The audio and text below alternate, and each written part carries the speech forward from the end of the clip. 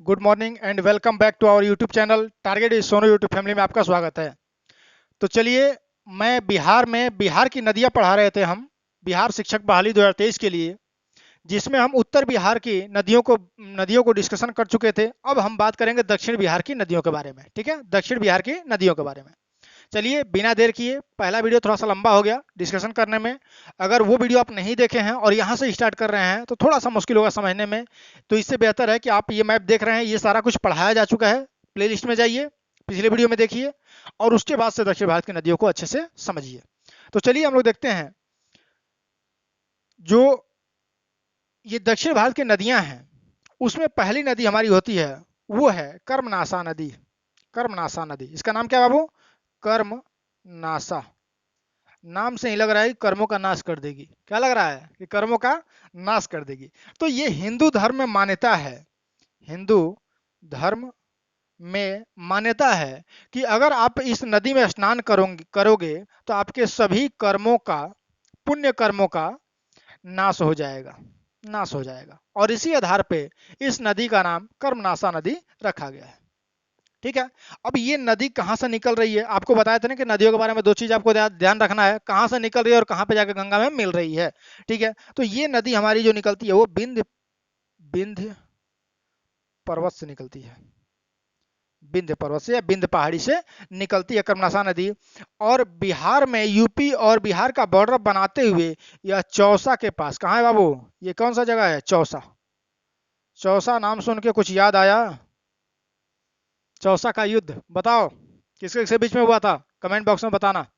चौसा का युद्ध किसके किसके बीच में हुआ था? तो चौसा में जा करके गंगा में अपने जल को क्या कर देती है? गिरा देती है। देखो ये गंगा बह रही है, ठीक है। उसके बाद से गंगा में मिल जाती है और आगे बढ़ जाती है। तो इसके बारे में बस इतना ही जानना है कर्मनाशा नदी के बारे में। अब हम देखेंगे कि दूसरी नदी हमारी कौन सी है। तो दक्षिण बिहार की सबसे महत्वपूर्ण नदी, दूसरी नदी, जिसका नाम है सोन नदी। क्या नाम है बाबू? सोन नदी। सोन नदी। अब ये सोन नदी कहाँ से निकलती है? यहाँ लिख दो, सोन। कहाँ से निकलती है और कहाँ पे अपने जल को गिराती है ये देखते हैं। तो सोन नदी अमरकंटक पहाड़ी से निकलती है। कहाँ से बाबू? अमरकंटक पठार या पहाड़ी कह सकते हो, अमरकंटक पहाड़ी से निकलती है। और निकल करके, अच्छा अमरकंटक पहाड़ी कहाँ पे है? मध्य प्रदेश में। तो अमरकंटक पहाड़ी से निकल करके 3 राज्यों से गुजरती है। कहाँ से? मध्य प्रदेश, उत्तर प्रदेश, झारखंड और बिहार। ठीक है ना? मध्य प्रदेश, उत्तर प्रदेश, एक मिनट, उत्तर प्रदेश में नहीं जाएगी, मध्य प्रदेश, झारखंड और बिहार, सॉरी, मध्य प्रदेश, झारखंड और बिहार। और रोहतास में ये प्रवेश करती है। कहाँ बाबू? रोहतास में। रोहतास, ठीक है, रोहतास में प्रवेश करती है। और रोहतास में जैसे ही प्रवेश करती है, इस पे डैम बनाया गया जिसका नाम है डेहरी डैम। क्या नाम है? डेहरी बांध। अब इसके बारे में क्यों बता रहे हैं? एक बांध तो हम लोग पढ़ चुके हैं गंडक नदी पे, ठीक है, गंडक नदी पे जो बांध बना हुआ है। दूसरा बांध हम लोग पढ़ रहे हैं कहाँ पे? रोहतास में। एक है पश्चिमी चंपारण में, एक है रोहतास में। तो ये जो डेहरी डैम है, यह 1960 के दशक में बनना प्रारंभ हुआ। इसके लिए बिल लाया गया और नेहरू जी का यह बहुत ही मतलब महत्वाकांक्षी परियोजना था डेहरी डैम। ठीक है। इसको जो कंपनी बनाई थी, जिस कंपनी को ये दिया गया था, वह भाखड़ा डैम भी बनाई है। भाखड़ा डैम, भाखड़ा बांध। विश्व का सबसे ऊंचा बांध, विश्व का सबसे बड़ा बांध कौन सा है? भाखड़ा बांध। और ये डेहरी डैम विश्व की कौन सी है? फोर्थ रैंक पे है। फोर्थ रैंक पे, याद रखिएगा, चौथे नंबर पे। और वही कंपनी बनाई जो भाखड़ा बांध बनाई थी। और यहाँ से जो दक्षिण बिहार है उसकी सिंचाई होती है रोहतास से, यहाँ कैमूर में। ठीक है। ये सब सिंचाई यहाँ से क्या होती है? होती है। ठीक है। सोन नदी ये बना हुआ है। उसके बाद ये सोन नदी आगे बढ़ते हुए पटना के समीप, यहाँ पटना है, पटना के समीप, ये पटना है, पटना के समीप मनेर में, मनेर में, बिहार पीछे से क्वेश्चन पूछा गया, क्वेश्चन, सोन नदी बिहार में किस जगह पे गंगा मिलती है? मनेर में मिलती है। ठीक है। अपने जल को क्या करती है? गिरा देती है। तो ये हम लोग देख लिए कर्मनाशा नदी और सोन नदी। चलिए इसके बाद देखते हैं पुनपुन नदी। कौन सी बाबू? पुनपुन नदी। तो ये पुनपुन नदी कहाँ से निकलती है और कहाँ पे जाकर अपना जल गिराती है, ये चीज हम लोग देखेंगे। चलिए, तो ये पुनपुन नदी यहाँ से निकल रहे हैं। पुनपुन नदी, ज़्यादा घुमा दिए जी, पुनपुन नदी ये निकल रही है। अब ये जो पुनपुन नदी है, यहाँ लिखते हैं पुनपुन, यह पलामू से निकलती है। कहाँ से? पलामू, पलामू जिला जो झारखंड में है उसी के पठारी भाग से। ये नीचे पठारी ही इलाका है ना। बिहार का जो भूगर्भिक संरचना पढ़ाए थे तो ये वाला भाग पढ़ाया था ना, पठारी भाग, ये वाला। कौन से क्रम की चट्टान?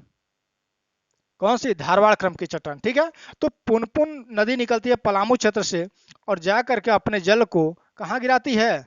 गंगा नदी में गिरा देती है, बेगूसराय के पास में। बेगूसराय के पास में गंगा नदी में अपना जल क्या करती है? गिरा देती है। ठीक है, इसके बाद देखेंगे हम लोग फाल्गु नदी को। कौन सी नदी बाबू? फाल्गु नदी। यहां से फाल्गु नदी को निकालो, फाल्गु नदी ये, और ये नदी जा करके अपना जल कहाँ गिराती है इसको दिखा रहे हैं, देख रहे हो? देखो, ये कौन सी नदी है? इसका नाम है निरंजना नदी। निरंजना, निरंजना नदी झारखंड में कहाँ से निकलती है? पठारी भागों से। पठारी भाग मतलब कौन सा? पठारी भाग मतलब कौन सा? हजारीबाग, हजारीबाग से। ठीक है, और ये जब बिहार में प्रवेश करती है गया जिले में, कहाँ पे? गया जिले में, तो यहाँ से एक नदी आके मिलती है, इसका नाम है मोहना नदी। मोहना नदी, मोहना नदी। और जैसे ही मोहना नदी जाके मिलती है उसी जगह क्या कहते हैं? बोध गया। क्या कहते हैं? बोध गया, गया। और जब जा यहीं पे भगवान बुद्ध को क्या प्राप्त हुआ था? ज्ञान की प्राप्ति हुई थी। बुद्ध को, बुद्ध को ज्ञान की, ज्ञान प्राप्ति हुई थी। ठीक है, ज्ञान की प्राप्ति हुई थी। मोहना नदी जहां पे जाके निरंजन नदी से मिलती है उसके बाद इस नदी का नाम हो जाता है फाल्गु। क्या होता है बाबू? फाल्गु। अब एक करंट अफेयर का अपडेट सुन लो।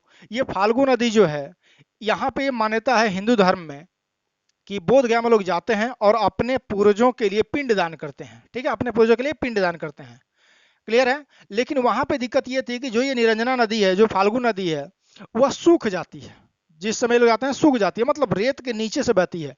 तो वहां पे जो लोग पिंडदान करने जाते हैं वो मजदूरों को बुलाते हैं और बालू वहां से क्या होता है? नदी से खुदाई होती है और तब थोड़ा सा पानी निकलता है, उसी से लोटे में लेकर के पिंडदान कर फिर स्नान भी करना होता था। ठीक है, अब धीरे धीरे मान लो सूख रही नदी तो धीरे धीरे लेयर उसका नीचे जाएगा, समस्या आएगी। कई बार ऐसा होता है गर्मी के दिनों में जाते हैं, खुदाई करते रहो, कम से कम 7-8 फीट खुदाई होता था, उसका पैसा अलग लग रहा है पिंडदान जो कराने जा रहा है। दूसरा, मजदूरों के दबने की संभावना, बालू है ना पूरा, जब खुदाई करोगे तो ऊपर से दबने की संभावना रहेगी।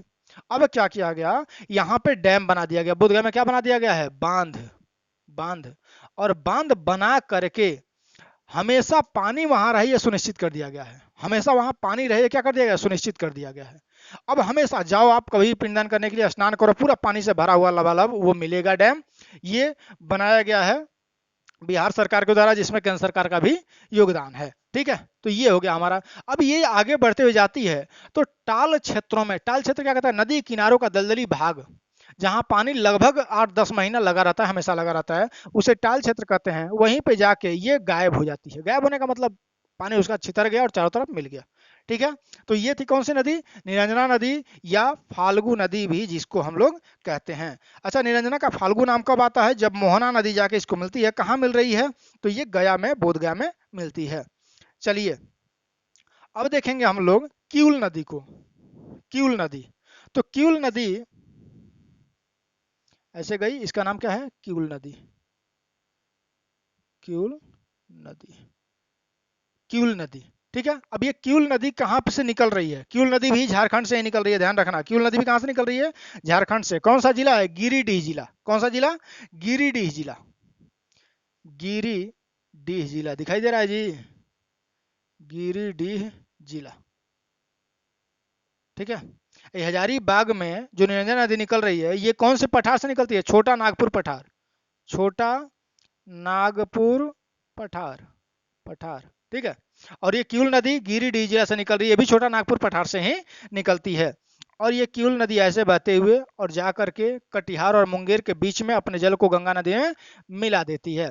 किउल नदी इंपॉर्टेंट उतना नहीं है, लेकिन फिर भी क्यों बता रहे हैं सर? इसलिए बता रहे हैं कि आपको याद होगा कि जब मैदानी भागों का विभाजन कर रहे थे तो हम यही कर रहे थे, सोन नदी और गंगा नदी के बीच के क्षेत्र को क्या कहते हैं? गंगा सोन का मैदान। ठीक है, और सोन नदी और किउल नदी के बीच के क्षेत्र को क्या कहते थे? मगध का मैदान। और क्यूल नदी और इस राजमहल की पहाड़ियों के बीच के क्षेत्र को कहते थे अंग का मैदान। तो आपसे क्वेश्चन पूछ देता है कि अंग का मैदान कहाँ से कहाँ तक, तो क्यूल नदी और राजमहल की पहाड़ियों तक। और मगध का मैदान कहाँ से कहाँ तक, तो सोन नदी और क्यूल नदी के बीच तक। तो इसलिए क्यूल नदी को बताना पड़ा। तो ये रहा हमारा पूरा नदी से संबंधित वीडियो जो बिहार में है। और एक क्वेश्चन फिक्स है कि इससे आएगा। अब जिस प्रकार से आए, देखिए जो डाटा दिया जाता है आपको, हो सकता है कंसेप्चुअल क्वेश्चन पूछ दे, तो आपको लेक्चर जरूर सुनना होगा। ठीक है, इसका पीडीएफ हम ग्रुप में भेज रहे हैं, लिंक भी दे देंगे उसका। लेकिन सबसे बड़ा चीज है कि आप वीडियो देखिए और खुद से नोट्स बनाइए, तब जाके आपको समझ में आएगा। और लेक्चर सुनेंगे तो बहुत सारी बातें ऐसी होती है जो लिखा नहीं जा रहा है और बताया जा रहा है, वो आप याद करेंगे। ठीक है, तो चलिए आज के लिए इतना ही। बिहार का अफवाह तंत्र, नदियां, ये सब समाप्त हुआ। अगला वीडियो हम लेके आएंगे, उसमें होगा बिहार की मिट्टी। क्या होगा? बिहार की मिट्टी होगा। बिहार की मिट्टी के बाद हम लोग पढ़ लेंगे बिहार की जलवायु। बिहार की मिट्टी के बाद क्या पढ़ लेंगे? बिहार की जलवायु पढ़ लेंगे। और उसके बाद से खनिज संसाधन, जल प्रपात वगैरह जो थोड़ा फैक्ट है उसको देख लेंगे। ये बिहार का भूगोल समाप्त होगा। तब हम लोग स्टार्ट करेंगे बिहार का संविधान। ठीक है ना? बिहार का संविधान 7 से 8 वीडियो में होगा, कंप्लीट कर लिया जाएगा। उसके बाद इतिहास स्टार्ट करेंगे। कारण क्या है? कारण ये है ना कि सभी लोग जो पढ़ा रहे हैं बिहार के इतिहास से ही पढ़ा रहे हैं। कारण कारण ये कि जो इतिहास दिया गया है वही बिहार से संबंधित करके और डाल दे रहे हैं लोग। देखते रहिए आप। और हम क्या कर रहे हैं? कंटेंट बना करके केवल बिहार का फैक्ट लाके आपको दे रहे हैं। इसलिए कि जितना जीएस पूछेगा, अगर 100 क्वेश्चन मान लेते हैं कि जीएस का 100% क्वेश्चन है, 100%, तो 100% में से 80% से 90% बिहार से संबंधित होगा, वो पूरे भारत से संबंधित नहीं होगा। ठीक है, इसलिए हम कंटेंट तैयार कर रहे हैं जो बिहार से संबंधित केवल हो। तो चलिए, पढ़ते रहिए, मुस्कुराते रहिए, और मिलते हैं नेक्स्ट वीडियो में। जय हिंद, जय भारत।